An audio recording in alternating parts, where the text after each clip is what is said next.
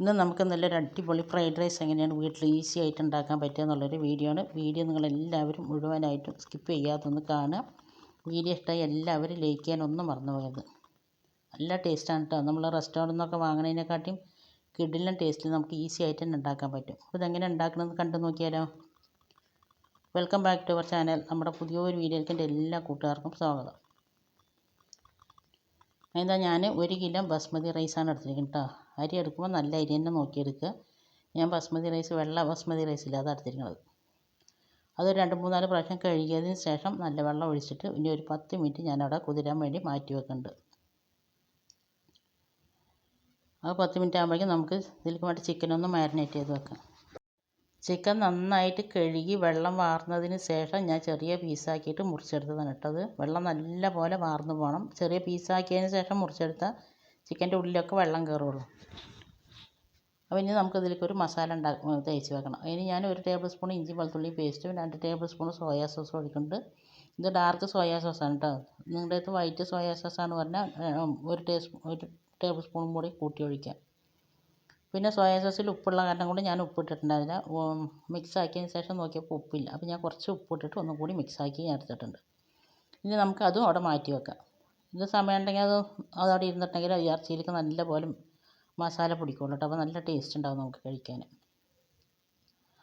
അതൊക്കെ ചെയ്യുമ്പോഴേക്കും ഞാൻ ചോറ് വെക്കാനുള്ള വെള്ളം ഞാൻ അടുപ്പിൽ വെച്ചിട്ടുണ്ടായിരുന്നു. വെള്ളം നന്നായിട്ട് വെട്ടി തിളച്ചിട്ടുണ്ട്. അതിലേക്ക് ഞാൻ കുറച്ച് ഉപ്പിട്ടിട്ടുണ്ട് നമുക്ക് ചോറിന് ആവശ്യമായിട്ടുള്ളത്. അതുപോലെ 1 നാരങ്ങൻ്റെ നീര് ഒഴിച്ച് കൊടുത്തിട്ടുണ്ട്. 1 ടേബിൾ സ്പൂൺ കുക്കിംഗ് ഓയിൽ ഒഴിച്ച് കൊടുക്കുന്നുണ്ട്. ഇനി ഞാൻ അതിലേക്ക് 2 ഏലക്ക, 1 ബേ ലീഫിൻ്റെ ചെറിയൊരു ബേ ലീഫാണ്, അതുപോലെ തന്നെ തുണ്ട് പട്ട, 2-3-4 ഗ്രാമ്പു അത് ഇട്ട് കൊടുത്തിട്ടുണ്ട്. നമ്മൾ ചോറ് വെച്ച് ഊറ്റിയിട്ടാണ് എടുക്കുന്നത്. അതുകൊണ്ടാണ് കൂടുതൽ വെള്ളം വെച്ചിട്ടുണ്ട്. ചോറിൽ അരി വേവിക്കാൻ ആവശ്യമായിട്ടുള്ള വെള്ളം ഒഴിച്ച് കൊടുക്കുക. കൂടുതൽ വെള്ളം ഒഴിച്ച് കൊടുക്കുക. ഇനി നമ്മൾ വെള്ളമൊക്കെ 10 മിനിറ്റ് കുതിർന്ന അരിഞ്ഞ് വെള്ളം കളഞ്ഞതിന് ശേഷം ഞാൻ അതിലേക്ക് ഇട്ട് കൊടുത്തിട്ടുണ്ട്. ഇതിനി ഒരുപാട് നേരം കിടന്ന് വെന്ത് കുഴഞ്ഞു പോകുമ്പോൾ ഒന്നും വേണ്ട കേട്ടോ. നമ്മൾ ഫുൾ വേവാക്കി എടുക്കുന്നില്ല. ഒരു 90% മാത്രം ഞാനത് വേവിച്ചിട്ട് എടുക്കണുള്ളൂ.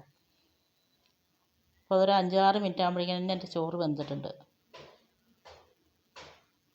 മുഴുവനായിട്ടും വെന്തിട്ടില്ല, കുറച്ചും കൂടി വേവാനുണ്ട്.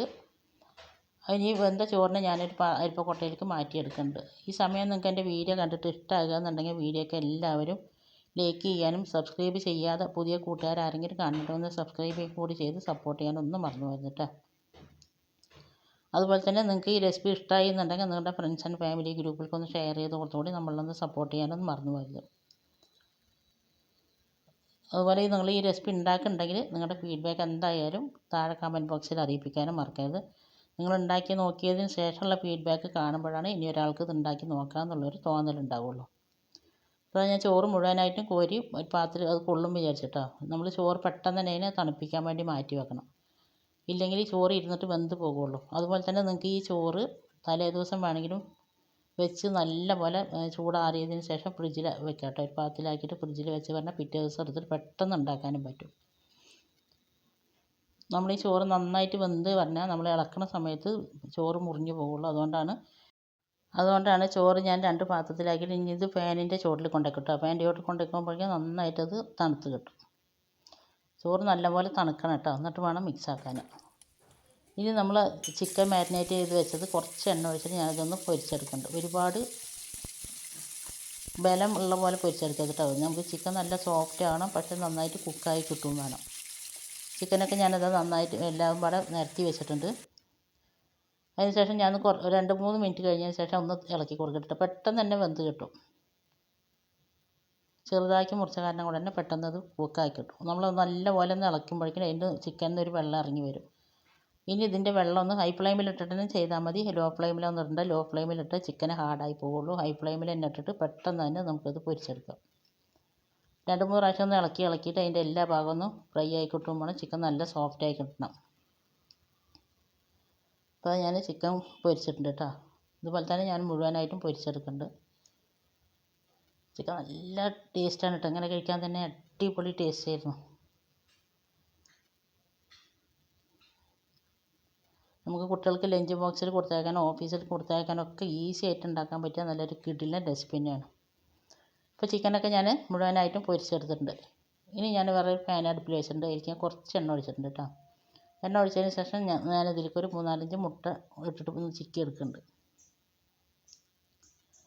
മുട്ട ഒഴിച്ചതിന് ശേഷം ഞാനിതിലേക്ക് കുറച്ച് ഉപ്പിട്ട് കൊടുക്കുന്നുണ്ട്. പിന്നെ നമുക്കിതിലേക്ക് കുറച്ച് നിങ്ങൾക്ക് എരിവ് വേണമെന്നുണ്ടെങ്കിൽ കുറച്ച് കുരുമുളക് പൊടി ഇട്ട് കൊടുക്കുക. ഞാനിതൊന്ന് ചിക്ക് ചെയ്തതിന് ശേഷമാണ് കുരുമുളക് പൊടി ഇട്ട് കൊടുക്കുന്നത്. ഇവിടെ കുട്ടികളൊക്കെ ഉള്ള കാരണം കൊണ്ട് ഞാൻ ഒരുപാട് കുരുമുളക് പൊടിയൊന്നും ഇട്ട് കൊടുക്കുന്നില്ല. നിങ്ങൾക്ക് നിങ്ങളുടെ എരിവിനനുസരിച്ചിട്ട് ഇട്ട് കൊടുക്കുക കേട്ടോ. ഞാൻ കുറച്ച് ഇട്ട് കൊടുക്കുന്നുണ്ട്. ഞാൻ വീട്ടിലേറ്റം പൊടിച്ച പൊടികളാണ് കേട്ടോ, എല്ലാ പൊടികളും. കുറേ പൊടികളുണ്ടാക്കി ഞാൻ വീഡിയോ ഞാൻ മുമ്പ് പോസ്റ്റ് ചെയ്തിട്ടുണ്ടായിരുന്നു. അതിൻ്റെയൊക്കെ ലിങ്ക് ഞാൻ ഡിസ്ക്രിപ്ഷൻ ബോക്സിൽ കൊടുക്കാം.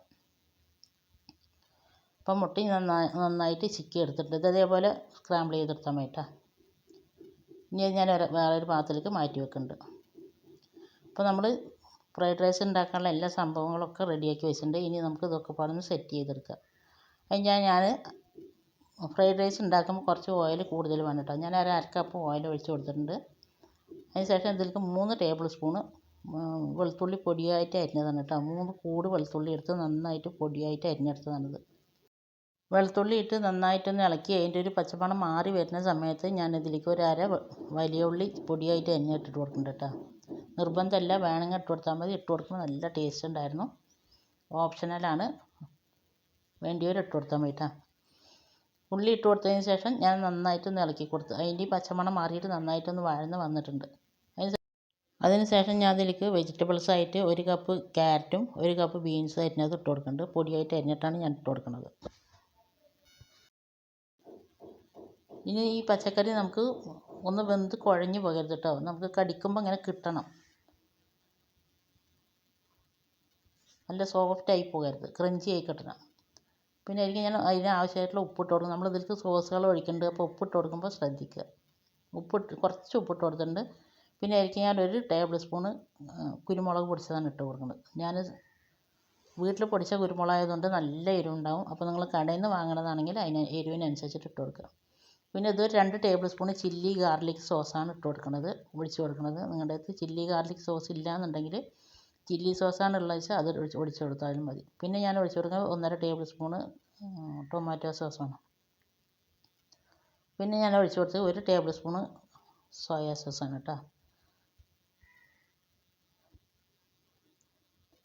സോസുകളൊക്കെ ഒഴിച്ച് കൊടുത്തതിന് ശേഷം നന്നായിട്ട് ഈ എണ്ണയിൽ വഴറ്റിയെടുക്കുക.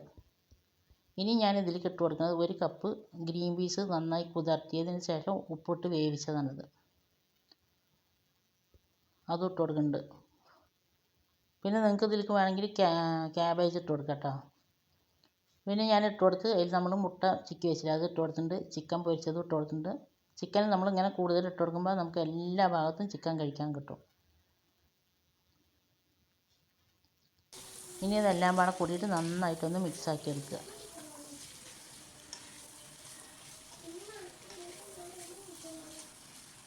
ഇതെല്ലാം പാടെ ഇട്ടതിന് ശേഷം 2-3 മിനിറ്റ് നല്ലപോലെ ഇത് മിക്സാക്കി എടുക്കണം കേട്ടോ. നമ്മൾ ഒഴിച്ച സോസ് ചിക്കനിലും മുട്ടയിലും പച്ചക്കറിയിലും ഒക്കെ നന്നായിട്ട് എല്ലാ ഭാഗത്തും മിക്സായി വരണം. അപ്പോഴാണ് നമുക്ക് കഴിക്കുമ്പോൾ നല്ല ടേസ്റ്റ് ഉണ്ടാവുള്ളൂ.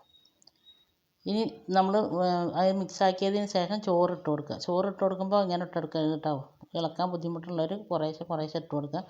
ഞാൻ അപ്പോൾ ഒന്നിച്ചിട്ട് ഇട്ട് കൊടുക്കാമെന്ന് വിചാരിച്ചിട്ട് കൊട്ടിയതാണ്. അപ്പോൾ നോക്കുമ്പോൾ പറ്റണില്ല. അപ്പോൾ ഞാനതിന് കുറച്ച് അവിടെ മാറ്റി വെച്ചിട്ടുണ്ട്. അതിന് ശേഷം ഇതേപോലെ പാച്ചിൽ തവി എന്തെങ്കിലും വെച്ചിട്ട് നന്നായിട്ടും ഇളക്കി കൊടുക്കുക. ഒരുപാട് കുത്തി ഇളക്കരുത്. ഇങ്ങനെ പരന്ന ചട്ടകം കൊണ്ട് തന്നെ ഇളക്കി കൊടുക്കുക. ഇങ്ങനെ ഇളക്കി കൊടുക്കാൻ ബുദ്ധിമുട്ടുണ്ടെങ്കിൽ ചട്ടി കൊണ്ട് പിടിച്ചിട്ട് ഒന്നിങ്ങനെ കുടഞ്ഞു കൊടുത്താലും മതി കേട്ടോ.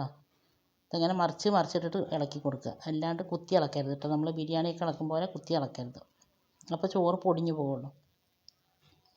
അപ്പോൾ ഞാൻ ആദ്യം ഇട്ടത് നന്നായിട്ട് മിക്സാക്കിയതിന് ശേഷം ഞാൻ ബാക്കിയുള്ള ചോറും കൂടി അതിലേക്ക് മുഴുവനായിട്ട് ഇട്ട് കൊടുത്തിട്ടുണ്ട്. നമ്മൾ ചോറ് തലേദിവസം വെച്ച് ഊറ്റി ചൂടാറിയിട്ട് ഫ്രിഡ്ജിൽ വെക്കുകയാണെങ്കിൽ നമുക്ക് ഈ മിക്സിങ്ങിൻ്റെ മാത്രം പരിപാടിയുള്ളൂ കേട്ടോ. ബാക്കിയെല്ലാം നമുക്ക് തലേദിവസം ചെയ്ത് ഫ്രിഡ്ജിലാക്കി വെക്കാം. അപ്പോൾ രാവിലെ എണീച്ചാൽ എല്ലാം പാടെ ഒന്ന് മിക്സ് ആക്കിയിട്ടുണ്ടെങ്കിൽ സ്കൂൾക്ക് പോകുമ്പോഴാണെങ്കിലും ഓഫീസിലേക്ക് പോകുമ്പോഴാണെങ്കിലും പെട്ടെന്ന് ഉണ്ടാക്കി കൊടുക്കാനും പറ്റും. ഇതിപ്പോൾ ഞാനിതെല്ലാം പാടെ നന്നായിട്ട് മിക്സാക്കി എടുത്തിട്ടുണ്ട്. ഇനി നമ്മൾ ചോറ് ചൂടാറിയതാണെങ്കിൽ നമ്മൾ ഇട്ട മസാലകൾ നല്ല ചൂടല്ലേ, അപ്പോൾ അതിൽ മിക്സ് ആക്കുന്ന സമയത്ത് തന്നെ ചോറ് നന്നായിട്ട് ചൂടായി കിട്ടും. ചൂടായി കിട്ടുമ്പോൾ തന്നെ നമ്മുടെ ചോറ് വേകും കേട്ടോ. ഒരുപാട് വെന്ത് കുഴഞ്ഞ് പോകരുത്, അതുകൊണ്ടാണ് വെന്ത് കുഴഞ്ഞ് പോകരുതെന്ന് പറയുന്നത്. അതുപോലെ നിങ്ങളുടെ അടുത്ത് സ്പ്രിംഗ് ഓണിയൻ ഉണ്ടെങ്കിൽ നമ്മൾ വെജിറ്റബിളൊക്കെ മിക്സ് ആക്കുന്ന സമയത്ത് 1 കപ്പ് സ്പ്രിംഗ് ഓണിയൻ ഉണ്ടെങ്കിൽ അരിഞ്ഞിട്ട് കൊടുക്കുക. ഞാനിപ്പോൾ അത് ഇട്ട് കൊടുക്കുന്നില്ല. ഞാൻ ലാസ്റ്റ് കുറച്ച് മല്ലിയിലയാണ് ഇട്ട് കൊടുക്കുന്നത്. എല്ലാം പാടെ ഇട്ട് കൊടുത്തതിന് ശേഷം നന്നായിട്ട് ചൂടായ ഒരു ഇരുമ്പ് കല്ലാണ്, ദോശ ചട്ടിയാണ് കേട്ടോ, നല്ല പോലെ ആയിട്ടുണ്ട്. അതിലേക്കാണ് ഞാനിതാ നമ്മുടെ ഫ്രൈഡ് റൈസിൻ്റെ ചട്ടി വെച്ച് കൊടുക്കുന്നത്. വെച്ച് കൊടുത്തതിന് ശേഷം ഒരു 15 മിനിറ്റ് ഞാനിത് ഏറ്റവും ലോ ഫ്ലെയിമിൽ ദമ്മാക്കി എടുക്കുന്നുണ്ട്. ചട്ടി നല്ല പോലെ ഇരുമ്പ് തവ നന്നായിട്ട് ചൂടായതിന് ശേഷമാണ് ഞാൻ ചട്ടി വെച്ച് കൊടുത്തിരിക്കുന്നത്. ചട്ടി വെച്ച് കൊടുത്തിട്ട് ഒരു 15 മിനിറ്റ് നന്നായിട്ടത് ദം ചെയ്തെടുക്കുന്നുണ്ട്. 15 മിനിറ്റ് കഴിഞ്ഞതിന് ശേഷം ഒരു മണമാണ് അറിയത് തുറക്കുമ്പോൾ. നമ്മുടെ കുട്ടികൾക്കൊക്കെ ഫ്രൈഡ് റൈസ് നല്ല ഇഷ്ടമാണ് കേട്ടോ. അപ്പോൾ ഇടയ്ക്കൊക്കെ എപ്പോഴേലൊക്കെ ഞാൻ ഉണ്ടാക്കി കൊടുക്കും. മക്കൾക്കായാലും ഒക്കെ ഫ്രൈഡ് റൈസ് ഇഷ്ടമാണ്. അപ്പോൾ നമുക്ക് റെസ്റ്റോറൻറ്റിലൊന്നും പോകാണ്ട് തന്നെ വീട്ടിൽ തന്നെ ഈസി ആയിട്ട് ഉണ്ടാക്കി കൊടുക്കാൻ പറ്റുമല്ലോ. പച്ചക്കറി കഴിക്കാത്ത മക്കളുടെ വയറ്റിലേക്കാണെങ്കിൽ പച്ചക്കറി എത്തുകയും ചെയ്യും. ഇന്നത്തെ ഈ റെസിപ്പി നിങ്ങൾക്ക് ഇഷ്ടമായിട്ടുണ്ടാകുമെന്ന് വിചാരിക്കും. ഇഷ്ടമായ എല്ലാവരും ലൈക്ക് ചെയ്യാനും സബ്സ്ക്രൈബ് ചെയ്യാതെ കാണുന്ന കൂട്ടുകാരെ സബ്സ്ക്രൈബ് ചെയ്ത് സപ്പോർട്ട് ചെയ്യാനും, അതുപോലെ നിങ്ങൾ ഈ റെസിപ്പി ഉണ്ടാക്കിയത് നോക്കിയിട്ട് ഇഷ്ടമായ നിങ്ങളുടെ ഫ്രണ്ട്സ് ആൻഡ് ഫാമിലി ഗ്രൂപ്പിലേക്ക് ഒന്ന് ഷെയർ ചെയ്ത് കൊടുത്ത് നമ്മളൊന്ന് സപ്പോർട്ട് ചെയ്യാനും, ഉണ്ടാക്കിയതിന് ശേഷമുള്ള ഫീഡ്ബാക്ക് നമ്മുടെ താഴെ കമൻറ്റ് ബോക്സിൽ വന്ന് അറിയിപ്പിക്കാൻ ഒന്നും മറന്നു വരുന്നത്. അപ്പോൾ ഇനി അടുത്ത നല്ലൊരു കിടിലൻ വീഡിയോ ആയിട്ട് വരുന്നവരെല്ലാവരും ഓക്കെ, താങ്ക് യു, ബൈ.